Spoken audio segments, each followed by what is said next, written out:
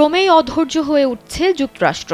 বিশ্ব রাজনীতির টানাপোড়েনে আবারও এক নতুন কূটনৈতিক খেলায় নেমেছে মার্কিন প্রেসিডেন্ট ডোনাল্ড ট্রাম্প। আর ট্রাম্পের এই নতুন কৌশলে রাশিয়া ইউক্রেন যুদ্ধের বোঝা গিয়ে পড়েছে ভারতের কাঁধে।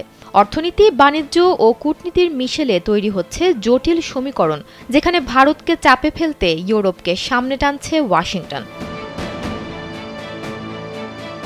মার্কিন সংবাদ মাধ্যম এক্সিওসের খবরে বলা হয়েছে, যুক্তরাষ্ট্র চাইছে ইউরোপীয় ইউনিয়ন যেন রাশিয়ার ওপর আরও কঠোর অর্থনৈতিক নিষেধাজ্ঞা আরোপ করে।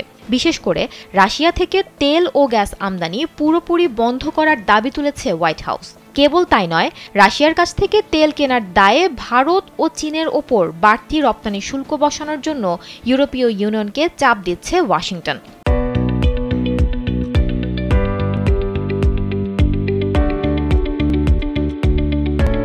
গেল 15 আগস্ট আলাস্কায় বৈঠকে বসেন মার্কিন প্রেসিডেন্ট ডোনাল্ড ট্রাম্প ও রুশ প্রেসিডেন্ট ভ্লাদিমির পুতিন।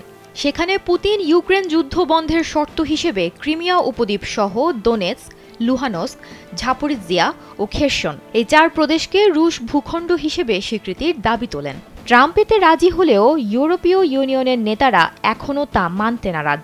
এ কারণে যুক্তরাষ্ট্র মনে করছে ইউরোপের নেতারা যুদ্ধ দীর্ঘস্থায়ী করতেই চাইছেন, যার খেসারত দিতে হচ্ছে মূলত আমেরিকাকেই।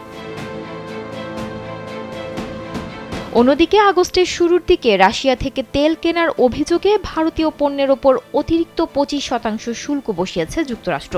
ফলে মার্কিন বাজারে ভারতীয় রপ্তানি পণ্যের শুল্ক বেড়ে দাঁড়িয়েছে 50%। শুল্কের এই বাড়তি চাপ সামাল দিতে ভারত এখন ইউরোপে বিকল্প বাজার খুঁজছে, কিন্তু সেখানেই দেখা দিচ্ছে নতুন জটিলতা। কূটনৈতিক মহল মনে করছে ভারত যেন ইউরোপে নতুন বাজার না খুঁজে পায়, সেজন্যই ট্রাম্প প্রশাসন ইইউর ওপর চাপ বাড়াচ্ছে।